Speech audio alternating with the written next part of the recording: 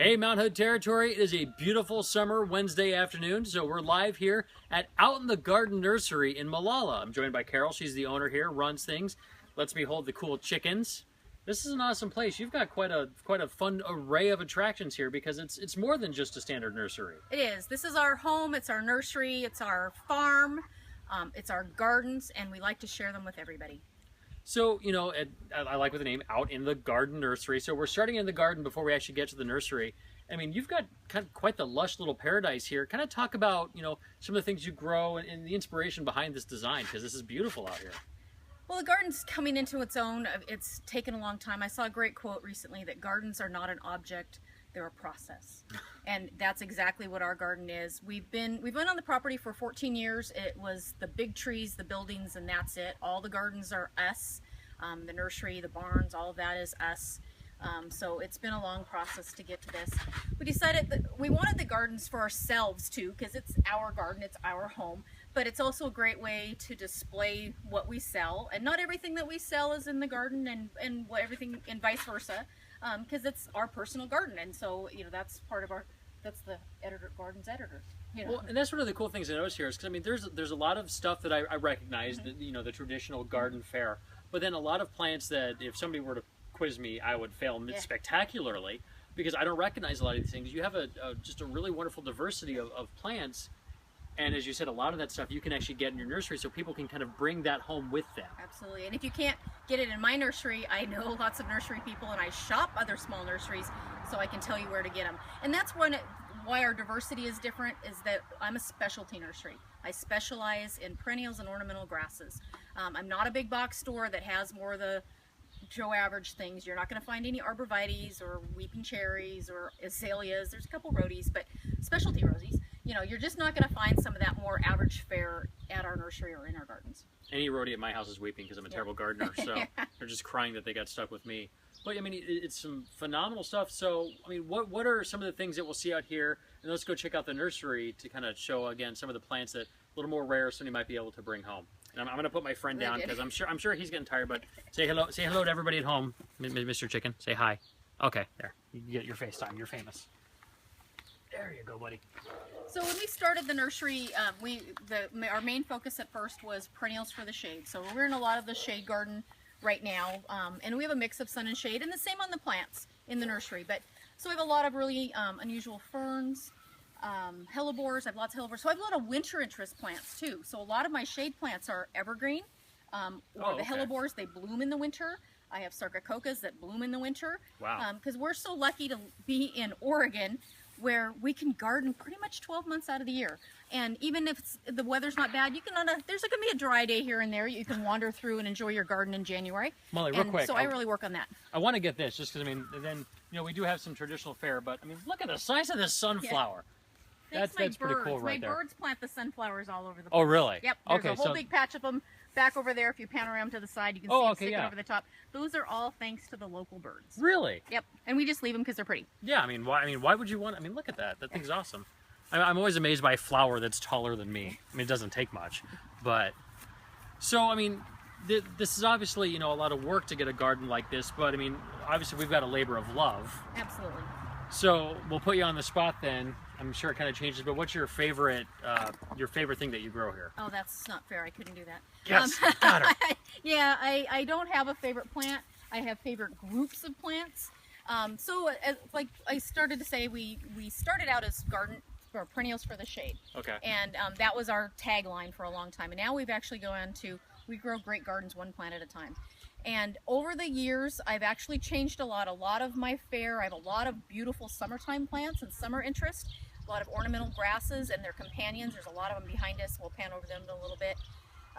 Because again, it's not all about April through June. I mean, July, August, September, October, there's lots of wonderful things that we can grow. And then I talked about winter interest. I have a lot of things that look great in November, December, January, February. So garden is a year-round thing, and I've worked really hard to accomplish that in the nursery. I'm checking these guys out here. I mean, there's a lot of unique plants I've noticed, but I mean, these are definitely sitting out. So what is this guy That's here? called an oryngum. Okay. A lot of people say, oh, it looks like a thistle. It's like, but And how at many first, that's thistles what I thought it was. are metallic blue? And that's what attracted me. Is like, exactly. Blue's my favorite color, and you don't see blue when it comes to flowers very frequently. So that color really stands The whole out. flower and stalk will turn bright blue. Wow. And it's a great sun lover. It's, again, some of the grass companions. The bees love it. It's a good pollinator plant. Yeah, now she's kind of looking back towards some of our summer fair flowers. We can head over here. Yeah, so we have lots of coreopsis, echinaceas. These are liatris. They make a nice cut flower. Most all of these, the bees and butterflies love as well. We'll get some rudbeckias that need some water because it's, that time of the year. But it happens. Behind them are some alliums. That's another absolute favorite of the bees. And if you look in there, there's bees all over them. That's, that's just it there. Well, I guess, if you look towards the back, there's bees everywhere. And so, but you have to look sometimes. And if you watch our videos regularly, you'll remember a few weeks ago we were at Allium Bistro. Well, there's what it's named for, that beautiful flower. Yes. So we brought everything full circle. There you go. So, okay, so here's another Allium. So we have a shorter one, taller one.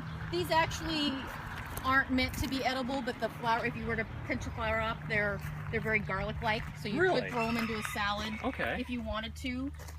That's not the purpose we grow them for, but might as well multi-purpose your plants.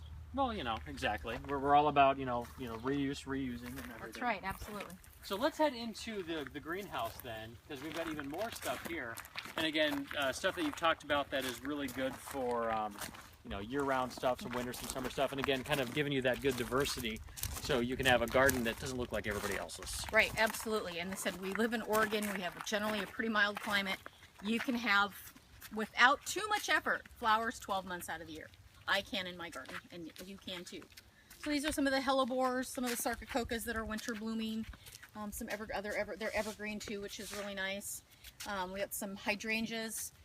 I don't grow the big fancy flowered ones, but I grow the really pretty leafed ones. That's another thing I didn't mention, that one of my focuses is foliage. Flowers are great, but there's a lot more to plants than just the flowers. That's why I don't grow azaleas a lot. They have beautiful flowers, they bloom for 3 weeks, and then they're kind of boring plants. Yeah. So I try to get things that have a little more interest texturally. These get great fall color. There's just a lot of other ways to look at plants, and I try to look at them in those other forms. What else can they give me for year-round interest? So kind of what I'm getting here is not only can you help, supply people with some different types of things, but they can also come to you for advice on how to plan that garden and come up with some options that'll, be attractive year-round. Yep, absolutely. I actually have a degree in landscape architecture. Wow. I just choose not to design for lots of reasons. You can come and ask me and I'll tell you all about it. But I love plants. Yeah. Look at the back of the leaves on this one, so that's actually the spores. That's a plant trying to reproduce. And that's normal. People ask, oh, what's wrong? It's sick. No, it's just doing what plants do. Plants have a drive, just like animals, they have a drive to reproduce. Oh, there you go. On Facebook Live, everybody, Plant Nookie. Yep, there you go. So, okay, now what is this big, This is a ligularia. That's one of my favorite groups of plants. People sometimes shy away from them because the slugs like them, but I've got, and there's slug holes in it, but that means I don't poison my nursery. We've got a big enough diversity of critters in the garden, including the chickens that like slugs and snails. I don't worry about it, but they're a wonderful textural plant. Again, like I was saying, they like lots of water. That's where we kind of have our time with them because it's so dry here in the summer. They're beautiful container plants, but there's a lot of people that have natural springs, so there's a solution for your natural wet area. So we have a little bit for everybody. I should put that in my backyard because it's a swamp several months of the year. Oh, now this almost looks like a succulent. Yeah, it is a succulent. That's one of the few tender plants that I grow. Most everything I have is completely winter hardy and will last for years and years. That's an ectovaria, and it's just very popular. They're really beautiful. So you either grow them as an annual or grow them in a container and protect them for those few really cold days that we have every year. And I see one of them in the back actually has a flower stalk. So those will bloom there. Okay. Yep, and they have beautiful blooms too. And this looks like kind of like the spider plants I used to see. It kind of does, but it's a carex. It's a really nice evergreen grass, so it's another thing that looks good year-round. It can go actually sun or shade. I like it better in a little bit of shade. That's why it's in my shade house. But again, we're looking at texture and year-round use. Do you grow anything here, like vegetables or anything like that, or can you kind of help guide people on that? In the spring, I always have vegetable starts. I have a few ornamental or perennial, like some asparagus and some rhubarb. I have a few things like that. That's just not my specialty. I like ornamental plants. It's so all about looking pretty. Yeah, that's where I put my energy into. But I always do have some veggie starts in the spring because I have a huge garden as well on top of everything else that I do. Now I don't know if you could ballpark it, but I mean, how many different plants do you have out here? A couple hundred easily. Wow. In the nursery, and then more in the garden. That's a great selection. And again, this is all stuff that is specifically meant for our region. It does well. I mean, a lot of people get into there's a big native movement, and there's some really great things behind the native movement. But we're so lucky to be in Oregon that we have this great climate. Yes, some of them are going to need some summer water, but a lot of them will adapt really well. A lot of the plants I have are Asian. There's some Mediterranean plants, and they really do well in the Northwest. I like it.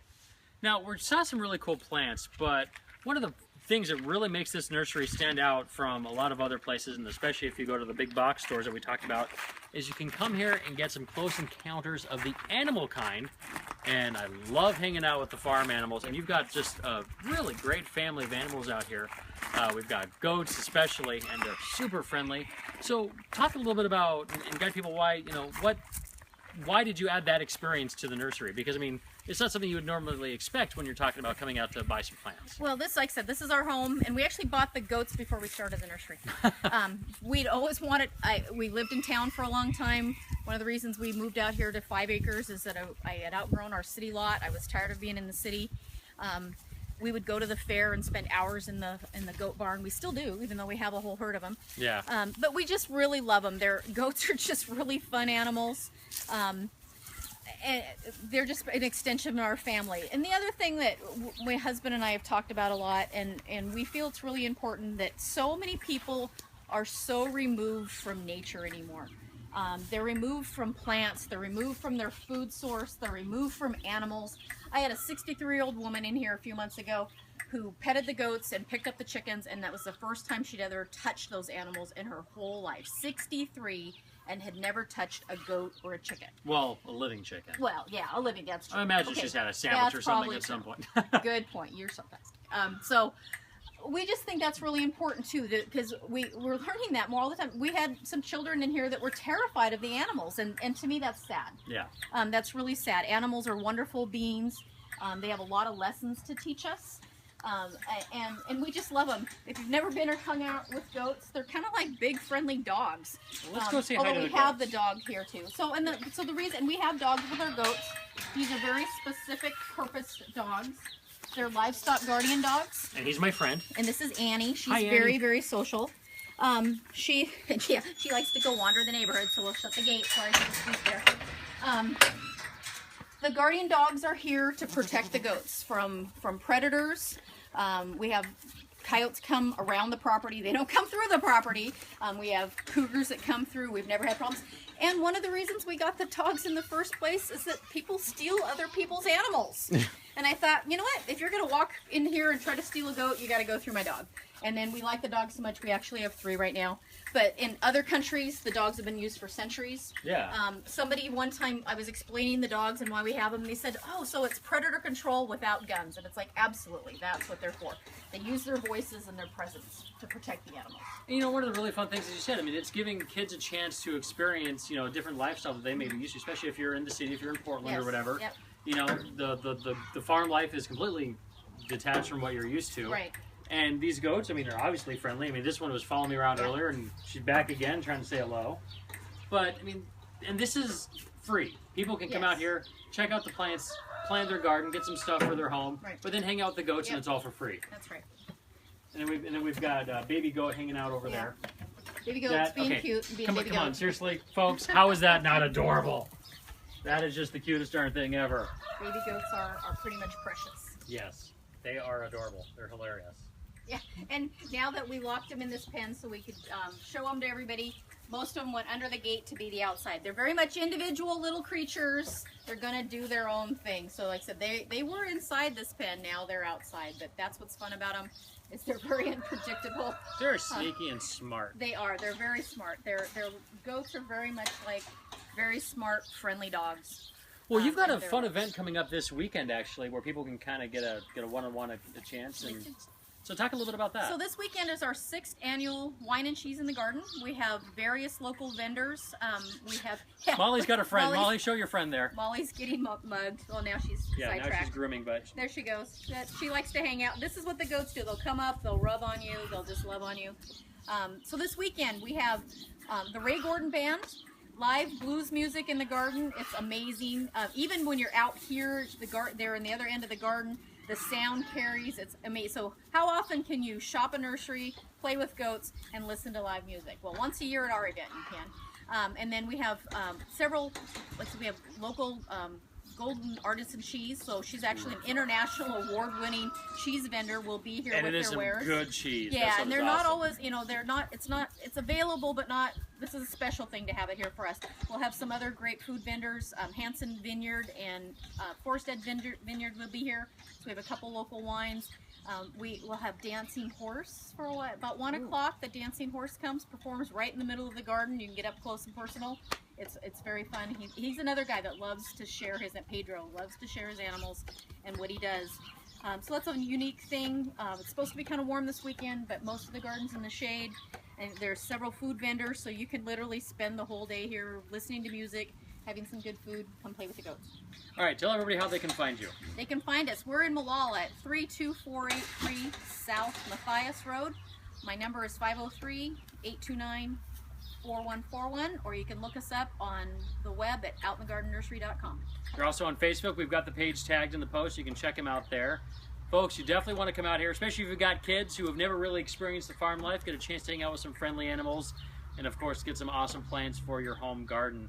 Carol, thanks for having us. You're welcome. This is a little slice of heaven out here. Great, thank you. I think so. I mean, you wake up and you're at work, and it's not even work. That's right. It's awesome. It is. Again, we're out in the Garden Nursery in Malala, folks. Check us out. We're on Matthias Road, just outside of town a little bit. Great place to hang out for the weekend, get some ornamental plants for your home, hang out with some goats and some cats and some dogs, and just see some great farm animals. Especially if you come out in the morning or the afternoon. Yeah. The goats get way more active, and it's just hilarious. We hope to see you out here at Out in the Garden Nursery this weekend for the event. And join us next week when we're going to be live from the newest vineyard and newest winery, actually, in Mount Hood Territory, Tumwater in West Lynn. We'll see you next week on Mount Hood Territory Live. Thanks for joining us. We'll see you next time. Thank you.